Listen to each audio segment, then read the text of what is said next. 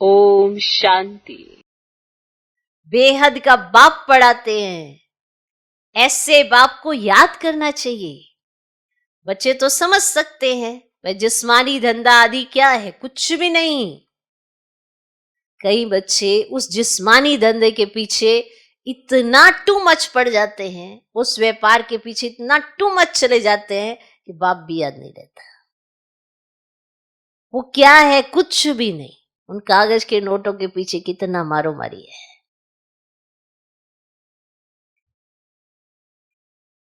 हम बाप से क्या वर्षा पाते हैं। सोचो, इस एक जन्म में आप बाबा का कहना मानते हो और कल्प कल्प के लिए अपने लिए बादशाही लिखवा लेते हो। ये ऐसे वाला सौदा है जो बड़ा है तो सहज, लेकिन डिफिकल्ट उसी के लिए है जो आज दूसरे व्यापार में अपनी बुद्धि लगाए हुए है और सब कुछ ठप होना है। ये भी पता है, कुछ भी हल्का फुल्का भी कुछ होता है तो वहां व्यापार चलता है क्या? सब ठप हो जाता है।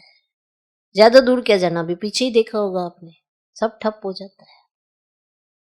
तो चाहिए तो बेहद के बाप का वर्षा ना, कि ऐसे स्थान पर हो कुछ ठप ही ना हो। कहीं पर पानी नहीं है, कहीं पर हवा नहीं है, कहीं पर इतनी मारो मारी चल रही है। और अगर अभी आप अपनी स्थिति बना ले तो कल को अगर कोई दृश्य आए भी तो अपने आप को संभाल तो सकेंगे। चारों तरफ का माहौल तो आप देख ही रहे हो, सब तैयारी चल रही है पूरी, असर तो आएगा ही ना।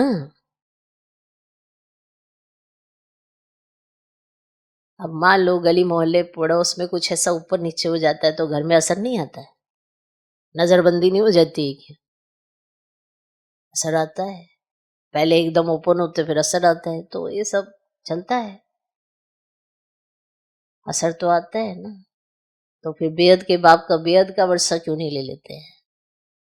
क्यों इन सब माना आर्टिफिशियल चीजों के पीछे इतना, माना बाप को ही भूल जाते हो। फिर जब दुखी परेशान होते हैं तो हमारा एक ही सवाल है, तब किसको याद करते हैं? कौन है आपको दुख से निकालने वाला? तो जब थोड़े से सुख के दिन होते हैं तो बाप को ही भूलते हैं, और जब दुखी होते हैं तो बाप को ही याद करते हैं। तो अरे अच्छा है ना, तो सुख में ही याद कर लो, नेचुरल हो जाओ, क्योंकि अभी तो बाबा आया हुआ है, फिर तो नहीं मिलने वाला। तो बच्चे तो समझ सकते हैं वह जिस्मानी धंधा आदि क्या है, कुछ भी नहीं। हम बाप से क्या वर्ष पाते, कितना रात दिन का फर्क है। हम तो जिस्मानी धंधा आदि करते भी जाकर सिरताज बनेंगे।